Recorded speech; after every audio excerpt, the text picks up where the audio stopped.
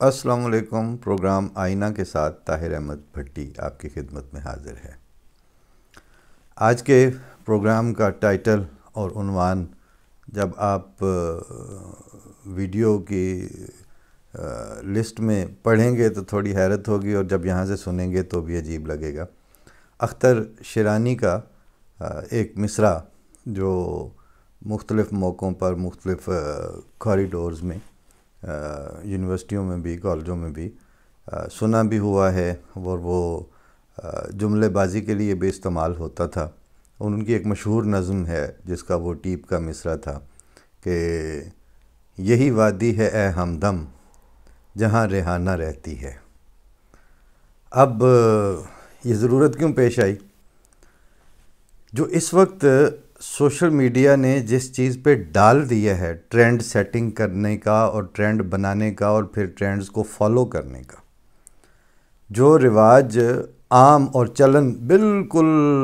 سوچے سمجھے بغیر چل پڑا ہے، اور اب اس سے نہ حکومتوں کو مفر ہے، نہ معاشروں کو مفر ہے، اور نہ ہی سلیبرٹیز کو مفر ہے۔ اور خیر وہ جیسے وہ پنجابی میں کہتے ہیں جیو جے کون والے اونج دے کھان والے، تو جب اس طرح کے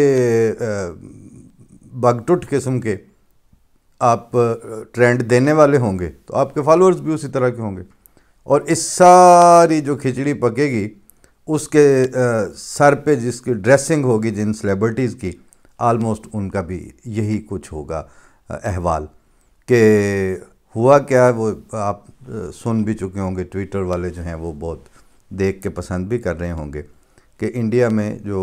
کسان ریلی چل رہی تھی اور ان کا احتجاج مسلسل چل رہا تھا، اس کے اوپر ایک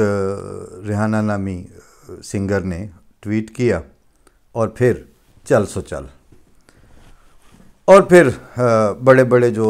نام ہیں میڈیا کے اور سوشل میڈیا کے خاص طور پر، وہ پھر اس میں ایک ایک کر کے اترے۔ اور جب یہ سارا کچھ 24 گھنٹے میں ہو گیا، ہم نے بھی سنا، وہ ڈان کے پروگرام میں بھی یہ تفصیل چل رہی تھی، بلکہ وہ پورا پروگرام اسی کی نظر ہو گیا، تو سنتے سنتے سوچ جو ساتھ ساتھ چل رہی تھی وہ یہ تھی کہ کسی نے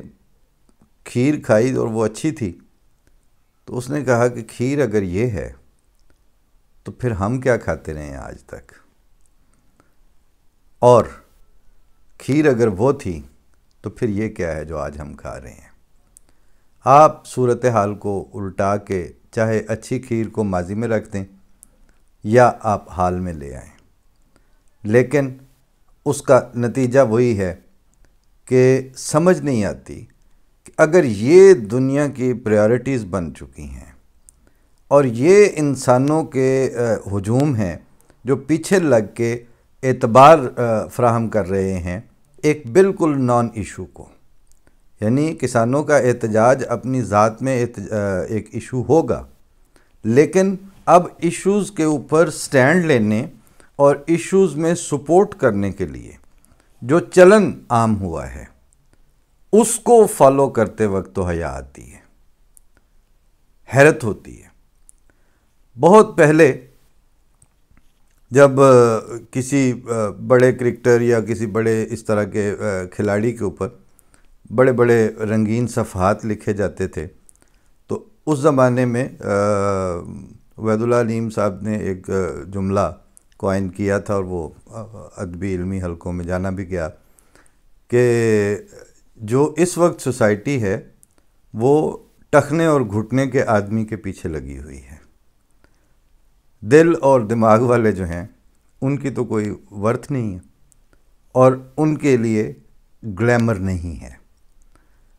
اب اگلا سوال ان صاحبان دل و دماغ کے لیے پیدا ہوتا ہے کہ کیا اب وہ ٹخنے اور گھٹنے کے لیول پہ اتر آئیں گے، یا جہاں بیٹھے ہیں وہاں آرام سے بیٹھے رہیں گے؟ کیونکہ جس کا نام سے وہ ٹویٹ شروع ہوئی، اور پھر اس میں پہلے احتجاج آئے، پھر اس میں سپورٹ آئی، پھر ان دونوں کا دھڑوں کا آپس میں مقابلہ شروع ہوا، تو اس کو دیکھتے ہوئے عام جو جس آدمی کے سامنے واقعتاً کے جو روزمرہ کے مسائل ہیں، اور جو یہ دیکھ رہا ہے کہ لوگ جا کدھر کو رہے ہیں، ہمارا کل کیا ہے، اور ہمارے کل کے لیے ہمارے آج کی مصروفیات جو بھی ہیں وہ کیا آگے بھجوا رہی ہیں، کیا ان کا اثر آ رہا ہے، اور کیا ان ساری چیزوں پہ اپنی ساری انرجیز کو لگا کے اور پھر اس پہ خوش ہو کے سیلیبریٹ کر کے کیا ہم واقعتاً مطمئن ہو سکتے ہیں کہ کل سب خیر ہے، کل کو جو ہمارے کرنے کے کام ہیں وہ ہو جائیں گے، اور اسی 5th جنریشن وار اور اسی طرح کی جو سوشل میڈیا کیمپینز ہیں وہ ہمیں انسانوں کو بحیثیت انسانیت، بحیثیت انسانی معاشرے کہیں کسی بننے لگائیں گے، کوئی ان کا حل نکلے گا، یا جو سچ مچ کے مسئلے آتے ہیں انسانوں کے لیے ان کی طرف بھی کوئی دھیان دے گا؟ اور وہ جو سوچنے والے ہیں وہ کہاں ہوں گے، وہ جو لکھنے والے ہیں وہ کہاں ہوں گے، وہ جو قبل از وقت چیزوں کو سمیل کر لیا کرتے تھے، محسوس کر لیا کرتے تھے، وہ کدھر ہیں؟ ناصر کاظمی صاحب کا ایک شعر آ رہا ہے ذہن میں کہ رفتگاں کا نشان نہیں ملتا، اگ رہی ہے زمین پہ گھاس بہت۔ اگر انسانوں نے یہی فیصلہ کر لیا ہے کہ ایک طرف سے جو ہے وہ خبر ہوئی، بلکہ وہ فلوٹ کی گئی کہ کتا کان لے گیا ہے، اور ساری مخلوق جو ہے وہ کتے کے پیچھے لٹھ لے کے بھاگ کھڑی ہوئی ہے، اس حد تک جب لے آئے ہیں یہ جو سو کالڈ سلیبرٹیز ہیں، تو اب ہمیں تو نہیں سمجھ آتی کہ آگے کہاں پہ منتج ہوگی بات۔ کئی سال پرانی بات ہے کہ وہ ایک دفعہ یہ جو ان کی پاکستان میں وہ سلسلے چل رہے ہوتے ہیں دونوں طرف کے، انڈیا اور پاکستان کے، تو وہ پھر اس میں بتا رہے ہوتے ہیں کہ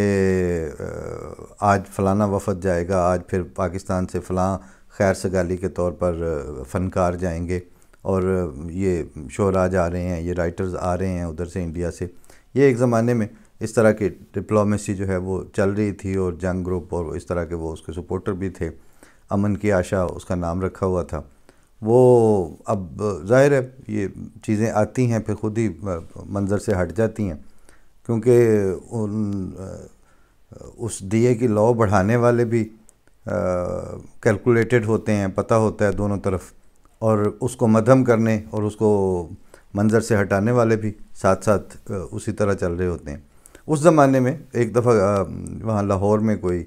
کنسرٹ تھا یا کوئی ایسی گیدرنگ میں، جی کیا کسی نے، میرے ایک دوست ہی تھے، انہوں نے کہا جی کہ وہ وہاں پہ ایشوریہ رائے آئی ہوئی ہیں اور ہم جا رہے ہیں اور آپ بھی چلیں، تو فلاں فلاں پاس لے لیے ہیں، ریڈیو میں ہم تھے، وہ PTV والے بھی ساتھ تھے۔ تو میں نے کہا میں تو کوئی نہیں جا رہا۔ تو انہوں نے تو یہ سمجھا تھا کہ جناب اس کنسرٹ کا پاس مل جانا اپنی ذات میں اتنا بڑا واقعہ ہے، اب کیوں نہیں جا رہے؟ تو میں نے کہا یار بات یہ ہے کہ جو جس کے لیے آپ جا رہے ہیں وہ آپ کو جانتی ہے یا مجھے جانتی ہے، ہمارا اس سے تعارف ہی کوئی نہیں ہے، کوئی واسطہ ہی نہیں ہے، کوئی تعلق ہی نہیں ہے۔ جس بندے کا آپ کو پتہ ہی نہیں ہے، نہ اس کو آپ کا پتہ ہے، آپ 400 کلومیٹر خواہ مطلب سفر کر کے اس کے لیے جائیں۔ اس وقت ان کو تو خیر شاید سمجھ آئی یا نہیں، منہ بنا کے وہ دوست چلے گئے،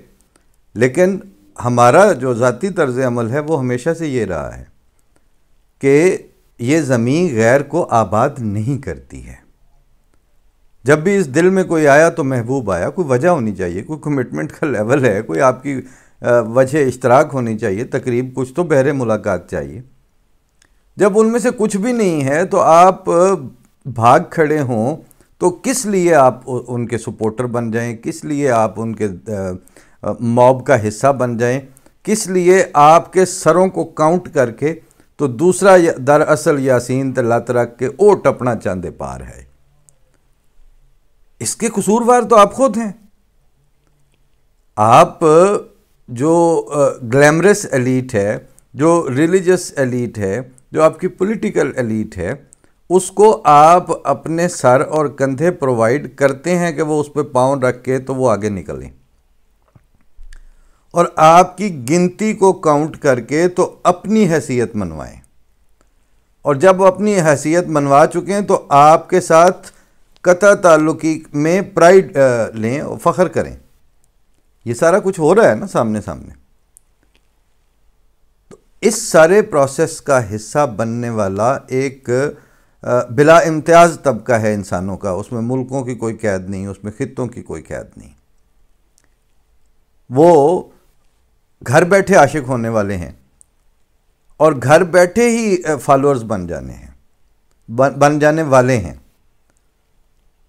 تو اس طبقے سے اپنا تعلق پہلے ذہنی تعلق کاٹیں گے، پھر اپنے گھر میں بیٹھیں گے، اپنی یعنی اب آج مصرع در مصرع چیزیں آتی جا رہی ہیں کہ آپ کا اپنا ایک سوچ کا نظام ہوگا، اور میں بھی کہ ہو سکتا ہے کہ آپ کو یہ جو مونولاگ ٹائپ کی گفتگو ہے وہ لگ بھی ایک طرح سے بورنگ رہی ہو کہ اچھا آج تو کوئی سیاسی ایشو ہی نہیں پکڑا، آج تو کوئی مذہبی اور سماجی ایشو پہ بات ہی نہیں ہو رہی۔ یہ سب سے بڑی مصیبت ہے جو پڑ گئی ہے لوگوں کو۔ یہاں ہم ایک دفعہ جو پبلک بس میں ہی جا رہے تھے کہیں، تو وہ ایک خاتون لگی ہوئی ہیں ٹک ٹک ٹک ٹک، وہ کوئی 1.5 گھنٹہ لمبا سفر تھا، تو اس میں جب اس کو خیال آیا کہ وہ ادھر بھی پوچھنا ہے ادھر بھی پوچھنا ہے، تو تھوڑا سا جب وہ ساتھ والے لوگوں سے یا مخاطب بھی ہونا اس نے جب ضروری سمجھ لیا، تو جب ہمارے تک بات آئی تو میں نے کہا کہ آپ تو بہت ویل اٹیچڈ لگ رہی ہیں یہ تھرو انفارمیشن ٹیکنالوجی اور تھرو یور موبائل چیٹ۔ کہتی ہاں بالکل، yes I am all the way busy with many people around the globe, around the world. وہ لگ پڑی جب، تو میں نے کہا کہ یہ کیسی اٹیچمنٹ ہے کہ جو آپ کے امیڈیٹ نیکسٹ ڈور بندہ بیٹھا ہوا ہے یا بیٹھی ہوئی ہیں، ان سے آپ کا کوئی تعلق نہیں ہے، لیکن جن کو آپ نے کبھی جانتی نہیں ہے ان سے آپ یو آر ویل کنیکٹڈ۔ تو یہ ویل کنیکٹڈ کا جو ترجمہ ہے وہ کوئی نہیں کر کے دے رہا۔ انسان آخری تجزیے میں انسان سے دور ہو رہا ہے۔ اسی طرح ایک جیسے ابھی بھی آپ کا سب کا مشاہدہ ہے کہ وہ بچوں نے، اگر آپ ایک فیملی گیدرنگ بھی ہے تو وہ سارے یوں کر کے لگے ہوتے ہیں۔ اب اگر اس میں سے اس فیڈر سے ان کے منہ سے نکالا گیا تو آپ صرف وہ جو 1.5-2 سال والے ٹوڈلرز ہوتے ہیں نا، ان کو ذہن میں لے آئیے کہ وہ چوسنی آپ نکالتے ہیں تو اس کا جو احتجاج ہے اور اس کی جو بچے کی باں ہے، بندہ حیران ہو جاتا ہے کہ انہوں موت کی پہ گئی ہے، اس کا ہم نے بگاڑا کیا ہے، یہ صرف چوسنی ذرا کھینچی ہے نا منہ سے، لیکن اس کی شکل بھی دیکھنے والی ہوتی ہے اور اس کا احتجاج بھی۔ اس وقت یہ بعض قسم کی جو چوسنیاں ہیں وہ انسانیت اور انسانی سٹف کے منہ میں اتنی شدت سے ٹھونسی گئی ہیں کہ اب ذرا اس کو ہٹا کے دیکھیں، پھر آپ کو لگ پتہ جائے گا کہ چوسنی کیسے نکالتے ہیں۔ اس چوسنی زدہ معاشرے کے اندر ہمیں روزانہ بات کرنی پڑتی ہے، اور ہم روزانہ کی بنیاد پر بات کر رہے ہیں۔ اور اس طرح کا جو ہمارا آگے سننے والا طبقہ ہے، وہ کبھی کبھی میں وہ گوگل کے جو انالیٹکس آتے ہیں ان میں سے دیکھتا ہوں، تو وہ مختلف عمروں میں مختلف قسم کی کیٹیگریز جو ہیں اس میں مختلف افراد ہمارے ویورز فال کر رہے ہوتے ہیں۔ تو دعا اور شکر یہ 2 کام ہی کر رہے ہیں کہ یا اللہ، مطلب ہے یہ چلیں ہر طبقہ اس میں اس وقت شامل ہے، ایجڈ لوگ زیادہ ہیں اور جو نسبتاً ینگسٹرز ہیں وہ کم ہیں، لیکن ایٹ لیسٹ اتنا تو ہے کہ جن ینگسٹر سے ہماری بات ہوتی ہے وہ اس ایشو کو سمجھنے کے بعد تسلیم ضرور کر لیتے ہیں کہ ہاں ہم اس حصے میں ابھی مائنس میں جا رہے ہیں۔ پچھلے دنوں جیسے میں نے کہا کہ ایک 19 ایئرز اولڈ سے میری جب بات ہوئی تو نوجوان سے میں نے پوچھا کہ مجھے یہ بتاؤ کہ ہم نے ایک پلان کیا ہوا ہے کہ future of book and library in this digital era, کہ جب یہ سب کچھ ڈیجیٹلائز ہو چکا ہے، اگر یہ کرونا نہ ہوتا تو ہم اس پہ ایک کانفرنس آرگنائز کرنے کا سوچ رہے تھے، اور اس سلسلے میں مختلف ملکوں میں مختلف یونیورسٹی کے اسکالرز سے میری بات بھی ہوئی، کچھ اپنا پیپرز بھی تیار کر رہے تھے، پہلے ڈسکشن ہوتی ہے ظاہر ہے۔ جب وہ ڈسکشن چل رہی تھی تو ہمارے ہی ایک دوست وہاں آکسفورڈ میں ہیں یو کے میں، تو وہ کہتے ہیں کہ اس میں حرج کیا ہے، اب یہ آرگومنٹ چل رہا ہے، لیکن ان ایشوز کے اوپر آرگومنٹ پہ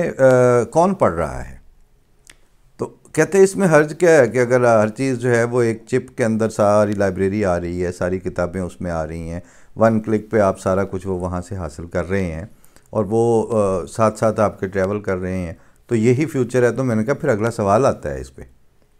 سوال یہ پیدا ہوتا ہے کہ ہر چیز ڈیجیٹلائز ہوتی جا رہی ہے، آپ کو ہر چیز جو ہے وہ اس سے مل جائے گی آن لائن، اور آپ ادھر سے ہی پڑھ لیں گے۔ میرا معین سوال یہ ہے کہ کیا آج سے 50 سال بعد، چلیں 50 بھی بہت زیادہ ہیں، 20-30 سال کے بعد آپ یہ دیکھتے ہیں کہ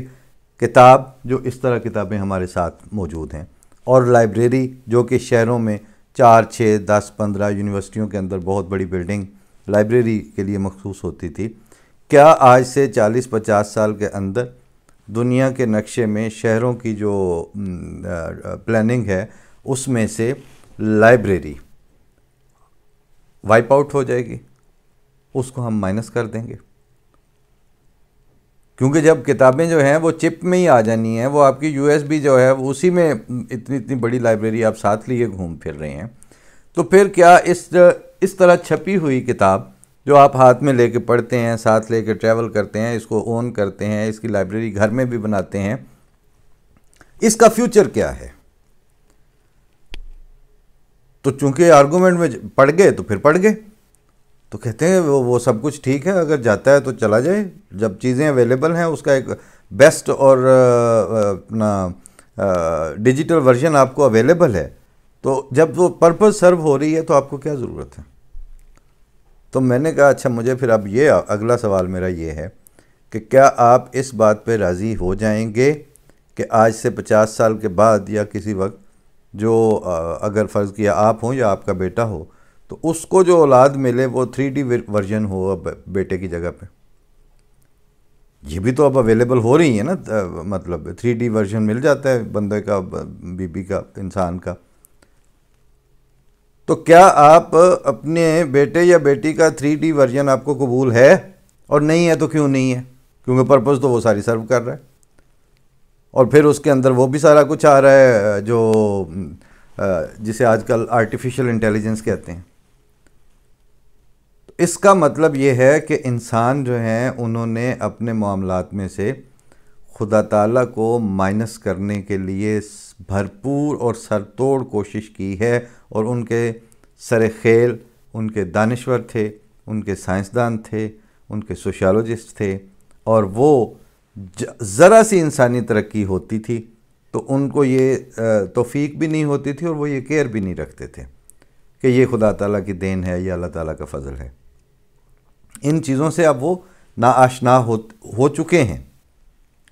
اور ہوتے گئے تو اس کا نتیجہ یہی نکلنا تھا کہ یہ جو میٹیریل ڈیولپمنٹ ہے اور اگلا قدم جو ہے وہ ان کو خدا کے سے دور لے جانا تو بعد کی بات ہے نا، وہ تو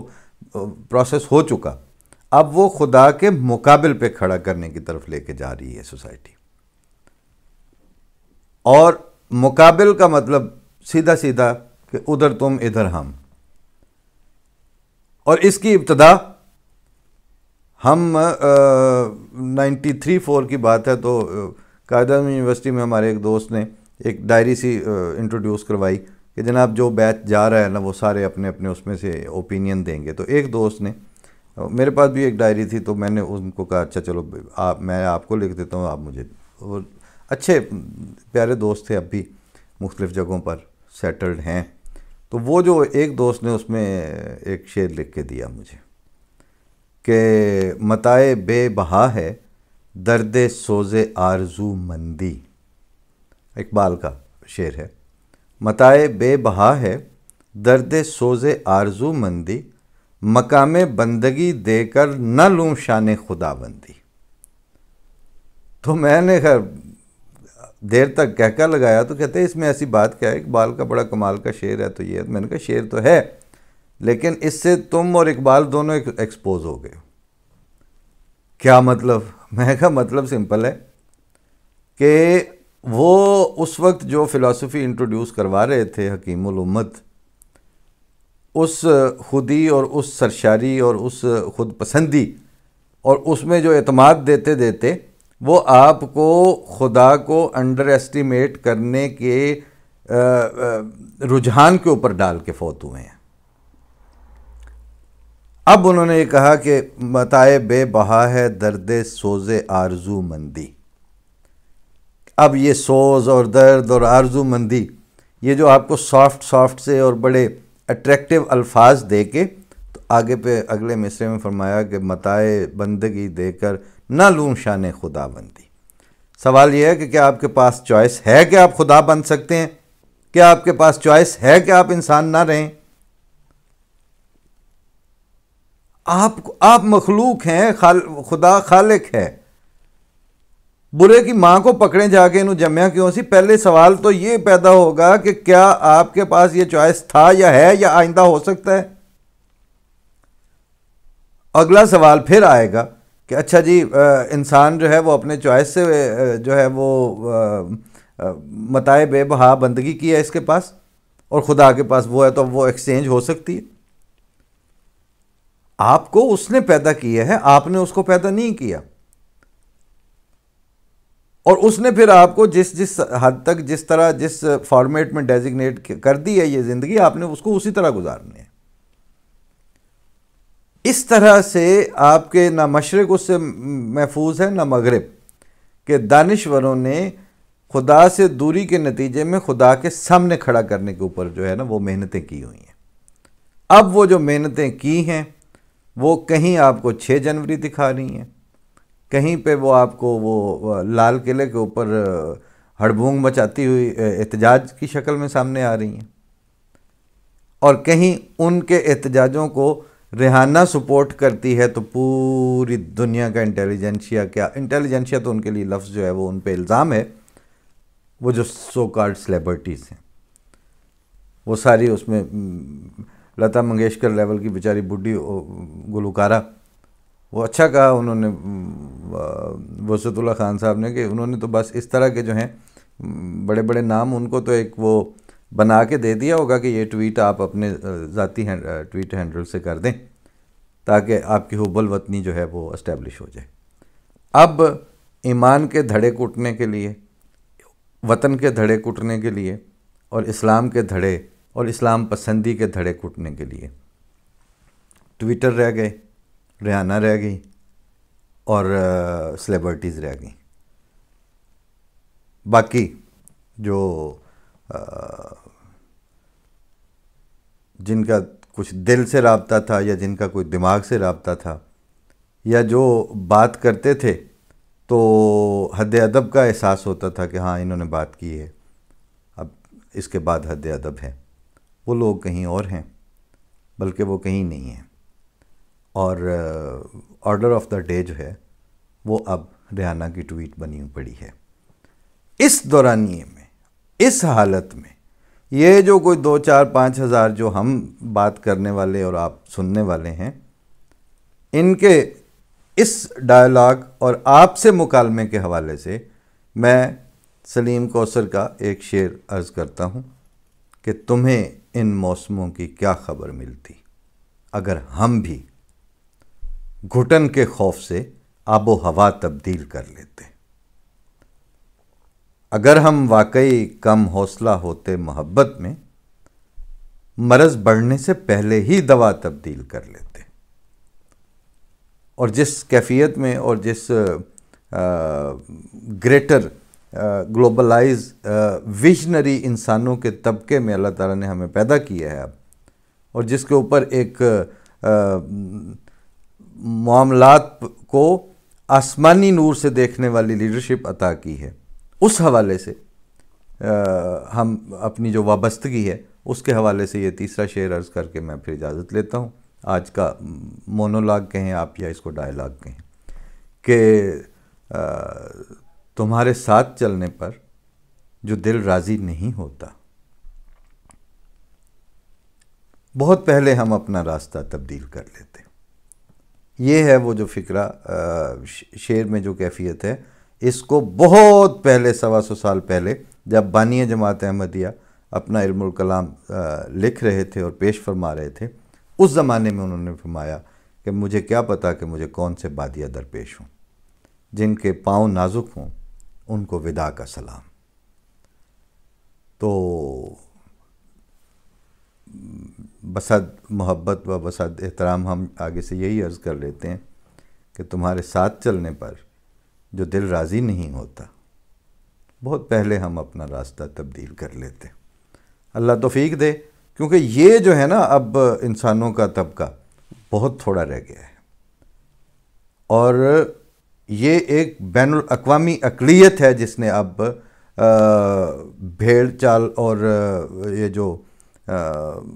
سلیبرٹائز کیا ہوا معاشرہ ہے، اور جو صبح ایک ٹرینڈ کے پیچھے پڑتا ہے اور شام کو آسمان سے پھر زمین پہ آ رہتا ہے، اس کے ذوق اور اس کی ترجیحات بدلنی بھی ہیں اور دکھانی بھی ہیں کہ یہ آپ کیا کر رہے ہیں۔ یہ بین الاقوامی اقلیت بہت تھوڑی ہے، اور اس کے مینرزمز ہم ان کو دیکھ کے تبدیل نہیں کر سکتے، یہ ہماری مجبوری ہے، کیونکہ تمہیں ان موسموں کی کیا خبر ملتی اگر ہم بھی گھٹن کے خوف سے آب و ہوا تبدیل کر لیتے۔ فی امان اللہ۔ السلام علیکم ورحمۃ اللہ۔